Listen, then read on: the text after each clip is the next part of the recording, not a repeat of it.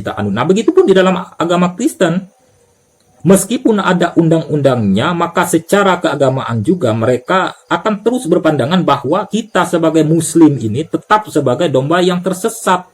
Nah, ketika kita dianggap sebagai domba yang tersesat, muslim domba yang tersesat, maka secara otomatis sahabat Nabi ketika mereka membicarakan dalam konteks sahabat Nabi, maka mereka jelas akan mengatakan termasuk sebagai domba yang tersesat. Nah, apakah kemudian ungkapan mereka yang berangkat dari keyakinan mereka ini adalah sebuah penistaan agama? Assalamualaikum warahmatullahi wabarakatuh. Saudara-saudara yang saya hormati, dimanapun saudara-saudara berada, mudah-mudahan sehat selalu.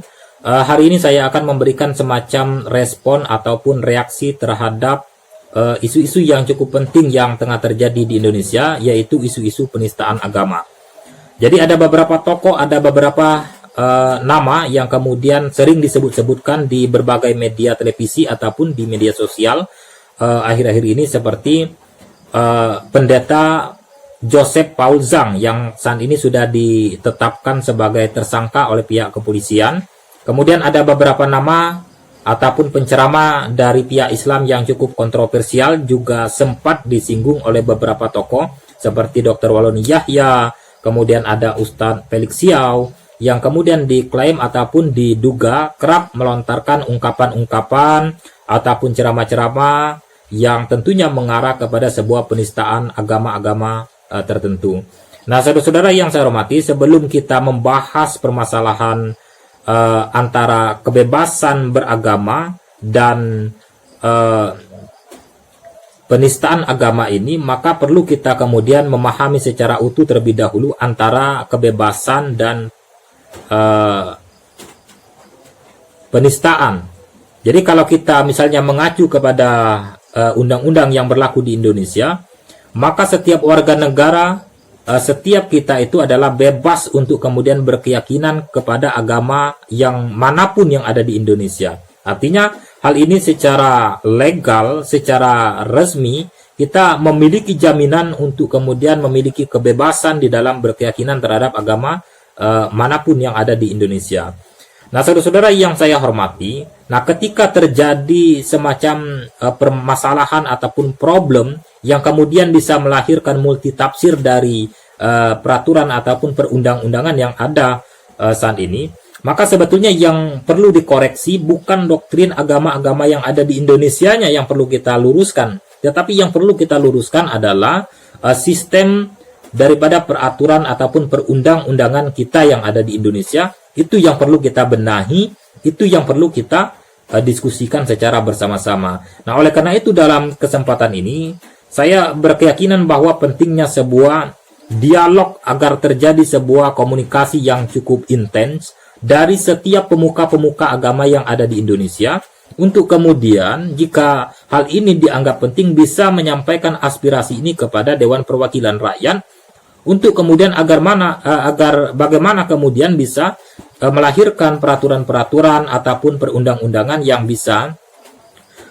meminimalisir agar tidak terjadinya semacam konflik di tanah air kita dalam sosial keagamaan kita di Indonesia. Nah, saudara-saudara, kalau kita berbicara tentang doktrin agama, maka setiap agama yang ada di Indonesia ini memiliki prinsip-prinsip mendasar, memiliki karakter-karakter tersendiri, meskipun banyak persamaan-persamaan nilai, banyak persamaan-persamaan yang cukup positif dari agama-agama yang ada di Indonesia, tetapi sekali lagi bahwa tidak bisa kita mengelakkan bahwa setiap agama yang ada di Indonesia ini memiliki perbedaan-perbedaan yang cukup mendasar dari prinsip-prinsipnya, prinsip akidahnya, dari prinsip ibadahnya, prinsip sosial, dan lain sebagainya. Tentunya memiliki perbedaan-perbedaan yang cukup penting untuk kita bicarakan. Nah, saudara-saudara yang saya hormati, antara kebebasan beragama dan penistaan agama ini perlu kita gali secara utuh. Nah, misalnya saja bahwa undang-undang menjamin bahwa setiap warga negara bebas menganut agama manapun, berkeyakinan dengan agama manapun, dan beribadah sesuai dengan keyakinan masing-masing. Nah, ketika kebebasan ini diberikan Bagaimana kemudian misalnya jika agama Kristen berkeyakinan bahwa agama Kristenlah agama yang benar dan agama Islam adalah agama yang salah atau agama yang sesat, misalnya saja dikatakan sebagai orang Islam ini adalah domba-domba yang tersesat. Apakah kemudian pernyataan dari umat Kristiani ini adalah sebagai penistaan agama, atau ini adalah sebuah implementasi daripada kebebasan beragama yang diberikan oleh negara, yang diberikan oleh undang-undang? Nah, satu sisi, contoh ini menunjukkan bahwa umat Kristiani misalnya sedang menjalankan semacam kebebasannya sebagai warga negara dalam berkeyakinan terhadap agama yang diyakininya, yaitu meyakini bahwa agama Kristen yang benar, agama Islam itu adalah agama yang sesat, dan kita adalah termasuk orang-orang yang diyakini oleh mereka adalah domba-domba yang tersesat. Apakah ini penistaan? Ini juga perlu kemudian untuk kita perbincangkan. Begitupun sebaliknya, apakah kemudian ketika kita mengatakan bahwa agama Islam adalah agama yang benar, kemudian agama Kristen adalah agama yang tersesat, misalnya dengan kitab sucinya yang sudah terdistorsi dan lain sebagainya, apakah ini sebuah penistaan agama, atau ini adalah merupakan sebuah kebebasan yang dimiliki oleh setiap kita sebagai warga negara Indonesia, bahwa kita bebas meyakini agama kita sesuai dengan keyakinan kita masing-masing. Nah, menurut saya, ketika semacam pernyataan-pernyataan yang masih sesuai, yang masih sejalan dan selaras dengan agama-agama yang ada di Indonesia, saya rasa ini bukan penistaan. Terkecuali misalnya kalau kita melihat dari ucapan-ucapan ataupun ungkapan-ungkapan dari seorang pendeta Joseph Paul Zhang ini. Kalau Joseph Paul Zhang ini, maka jelas-jelas ini tidak ada di dalam Alkitab, karena saya secara pribadi mempelajari juga Alkitab, bahwa tidak ada klaim Alkitab yang mengatakan bahwa Nabi Muhammad secara signifikan itu adalah sebagai misalnya masuk kepada kriteria Nabi yang sesat atau cabulullah yang dikatakan oleh Joseph Paul Zhang ini. Dan ini jelas sudah keluar dari koridor teks ataupun konteks di dalam agama Kristen, dan ini tentu bisa kita seret kepada sebuah ranah sebagai penistaan agama. Tetapi selama ungkapan, selama ceramah, selama khotbah-khotbah yang disampaikan oleh pemuka agama ini masih selaras, masih sesuai, masih sejalan dengan pemahaman-pemahaman yang umum dipahami di dalam teks agama-agama masing-masing, maka saya berkeyakinan ini adalah tidak bisa kita bawa sebagai sebuah penistaan terhadap agama tertentu. Nah, saudara-saudara yang saya hormati, yang menjadi permasalahannya adalah kalau kita berbicara, ini adalah yang pertama tadi adalah permasalahan dari aspek hukumnya. Ini masih kemudian membutuhkan semacam penjelasan yang komprehensif, penjelasan yang secara utuh mengenai penistaan agama ini, yang bagaimana yang kemudian bisa dikategorikan sebagai penistaan agama. Misalnya, kalau kita berkeyakinan kemudian entah itu tidak sepaham ataupun berbeda pandangan, ataupun katakanlah berkeyakinan ataupun memiliki klaim subjektif, dan ini tidak bisa kita katakan sebagai penistaan jika memang di dalam kitab sucinya masing-masing ada ataupun menunjukkan landasan yang kuat mengenai ungkapan ataupun cara berpikir yang disampaikan oleh penganut beragama. Nah, saudara-saudara yang saya hormati, nah permasalahannya adalah antara Islam dan Kristen ini adalah dua agama yang sebetulnya sangat menarik untuk kita perbincangkan. Nah, oleh karena itu, saya merasa antara agama Islam dan agama Kristen ini, maka kita harus memiliki semacam jalinan komunikasi yang betul-betul terjalin lebih erat lagi, karena antara Islam dan Kristen ini adalah dua agama yang tentunya sama-sama memiliki misi kristenisasi dan misi islamisasi. Dan tentunya ini kita tidak dapat memungkiri bahwa setiap penganut Islam dan Kristen itu memiliki misi secara subjektif untuk kemudian bagaimana kita itu bisa mengajak orang lain selain agama kita untuk kemudian masuk ataupun memeluk agama yang kita yakini. Dan itu tidak dapat kita pungkiri. Jelas-jelas itu ada semacam landasan yang cukup kuat secara keagamaan. Nah, saudara-saudara, permasalahan antara Islam dan Kristen yang ingin kita soroti adalah mengenai sebuah historis ataupun mengenai sejarah agama itu sendiri.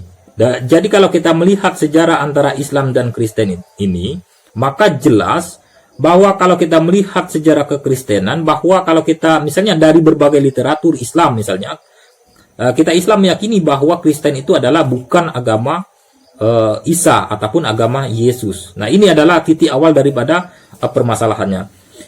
Kemudian kalau kita kemudian misalnya mengklaim bahwa agama Kristen itu sesat, maka hal ini tidak bisa mengindikasikan bahwa kita itu misalnya bisa menghina Yesus ataupun lain sebagainya. Karena ketika kita berbicara tentang Kristen, maka kita itu akan mengacu kepada tokoh seperti Paulus ke bawah dan tokoh-tokoh yang ada sampai sekarang. Nah, sedangkan kalau kita berbicara tentang Islam, ketika misalnya umat Kristiani ataupun umat Kristen kemudian mereka berkeyakinan bahwa agama Kristen adalah agama yang paling benar, misalnya agama Islam adalah agama yang salah dalam pandangan mereka, maka secara otomatis sebetulnya mereka ingin mengatakan bahwa kita ini adalah domba yang tersesat. Nah, kalau mereka mengatakan Muslim adalah domba tersesat, maka secara otomatis yang dikatakan tersesat dan domba tersesat itu adalah termasuk kita sebagai Muslim, para tabi'in, para sahabat, juga termasuk Nabi, juga mereka sebut sebagai domba yang sesat.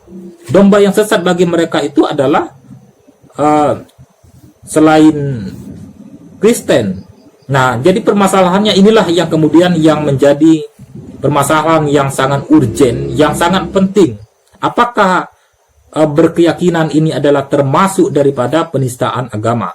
Jadi kita tidak bisa melepaskan permasalahan ini, walaupun misalnya beberapa kasus ini bisa diselesaikan seperti Joseph Paul Zhang ini misalnya katakanlah di penjara. Saya yakin kedepannya nanti akan timbul lagi Joseph yang lainnya, ataupun seperti andai kata misalnya Dr. Waloni Yahya ini di penjara sekalipun, akan ada Waloni Yahya yang lainnya yang kemudian bisa memunculkan ungkapan-ungkapan ataupun ceramah-ceramah yang sama seperti yang dilakukan oleh Waloni Yahya ataupun yang dilakukan oleh Joseph Paul Zhang. Karena memang setiap agama antara Islam dan Kristen ini memiliki dasar yang jelas bahwa di dalam Islam itu adalah sesungguhnya agama yang diridhoi itu adalah agama Islam. Jadi agama Kristen ini adalah agama yang sudah menyimpang, kitab sucinya sudah dirubah-rubah dan lain sebagainya, dan ini tidak bisa ditawar-tawar. Ini adalah keyakinan kita di dalam agama Islam, meskipun misalnya undang-undang ingin mengekang bahwa kita tidak boleh mengatakan bahwa kitab suci Kristen itu adalah kitab suci yang sudah dirubah-rubah karena itu adalah pelecehan ataupun penistaan, dan ini tidak bisa dibendung, dan ini adalah keyakinan kita di dalam Islam dan sesuai juga dengan landasan kita kebebasan dalam berkeyakinan. Jadi kita bebas di dalam berkeyakinan terhadap agama yang kita anut. Nah, begitupun di dalam agama Kristen, meskipun ada undang-undangnya, maka secara keagamaan juga mereka akan terus berpandangan bahwa kita sebagai Muslim ini tetap sebagai domba yang tersesat. Nah, ketika kita dianggap sebagai domba yang tersesat, Muslim domba yang tersesat, maka secara otomatis sahabat Nabi ketika mereka membicarakan dalam konteks sahabat Nabi, maka mereka jelas akan mengatakan termasuk sebagai domba yang tersesat. Nah, apakah kemudian ungkapan mereka yang berangkat dari keyakinan mereka ini adalah sebuah penistaan agama? Kalau menurut saya, selagi hal itu masih mengacu kepada teks, mengacu kepada keyakinan secara umum yang diyakini oleh agama mereka, ini adalah bukan sebuah penistaan. Nah, meskipun mereka misalnya katakan saja, misalnya mereka mengatakan Nabi Muhammad itu adalah sebagai domba yang tersesat, itu kan keyakinan mereka, dan mereka juga kan di negara Indonesia ini diberikan kebebasan untuk berkeyakinan sesuai dengan keyakinan mereka masing-masing, dan itu secara hukum menurut saya secara pribadi bukan sebuah penistaan. tetapi sebagai sebuah implementasi dari keyakinan mereka sebagai Kristen yang berangkat dari iman mereka, dan mereka juga dijamin oleh undang-undang. Sama halnya kita, bagaimana kita berkeyakinan bahwa Kristen itu adalah agama yang salah dengan kitab suci Injilnya yang sudah dirubah-rubah oleh tangan-tangan manusia, dan ini adalah sebuah keyakinan yang tidak bisa dibatasi oleh undang-undang dan tidak boleh diikut campurkan oleh undang-undang mengenai keyakinan kita di dalam beragama ini. Demikian tanggapan kami dari anak kampung, dari anak desa. Mudah-mudahan hal ini bisa didengar oleh para pemuka-pemuka agama kita dan bisa memberikan semacam masukan kecil dari kami. Dan kami akhiri billahi taufiq wal hidayah. Assalamualaikum warahmatullahi wabarakatuh.